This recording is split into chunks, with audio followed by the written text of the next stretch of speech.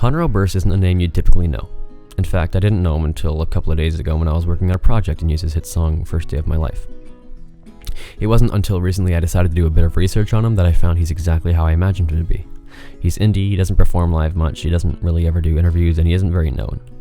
In fact, let's watch one of his few live shows where he performs in a cafe for a small crowd. Needs a cold draw to slow his tachycardia in a dark bar. This world just melts away.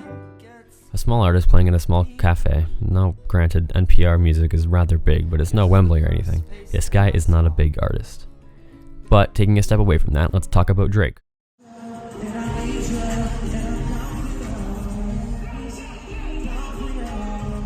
We all know him and we have opinions on him. He's definitely a pretty accomplished artist. He's got about 105 awards from 474 nominations, including 3 Grammy Awards from 35 nominations. He's been the #1 R&B hip-hop artist of the year for 4 years straight, according to Billboard, and he's undoubtedly a household name on most people's favorite artist list. Now, with an artist like that, you can assume he's got money.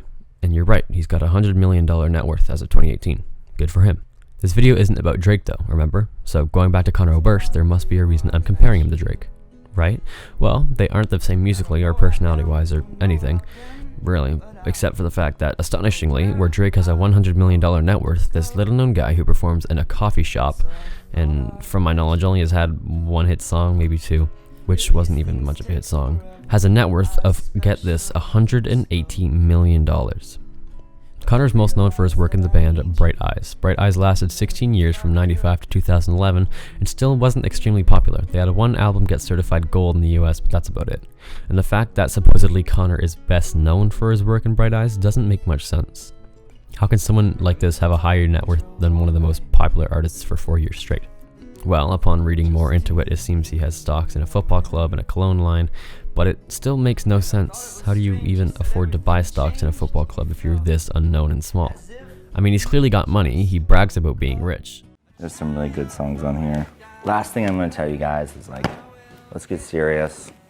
Let's support record stores. Support Amoeba. Let's buy physical music because it helps. It makes people make more music because if no one ever pays for anything, and I'm not crying because I don't care, I'm super rich. Don't buy any of my records. But nothing adds up. On top of that, according to this list, he's made $58 million in 2018. So to recap, this small-known artist who plays small venues and doesn't have really any hit songs has a $185 million net worth, highest paid artist of the year, has stocks in a football club, owns a cologne line, and on top of that, even appeared in a People's magazine counting down the highest paid artist of the year. Nothing adds up. Why? Because Conor didn't even release music in 2018. He didn't appear in a People's magazine. He doesn't have a $185 million net worth. But you could see how people would believe that. The only articles written about his net worth lie to you. I couldn't find any information on his investments or even his cologne line. In this event, Wikipedia has been more trusted than any other article discussing his investments and achievements. In fact, he's even ranted about being too poor to live in Brooklyn, according to some Redditors. He's also had a history with alcohol and drug abuse, as told about in this post from a Redditor highlighting how Conor's live show was a train wreck and he was just falling apart and it was awful. Now, again, I'm sure I'm just scratching the surface of this guy, but it's hard to find any more information due to the lies and rumors shared by the websites. That and he's just too small. I'm not saying Conor should be pointed at for seeming to have such a fake life, because I don't know much about him. I do know that he isn't worth $185 million, and he isn't the highest paid singer of 2018, and he wasn't in a People's magazine. He most likely doesn't even have a cologne line. Biographics World can't be trusted, and MediaMass.net also can't be trusted. Thus ends our anticlimactic but very confusing analysis on Conor Oberst. Don't trust everything you read. Sometimes things are too good to be true. But hey, maybe I'm wrong. Maybe the highest paid singer of the year actually was a guy who didn't put any music out this year.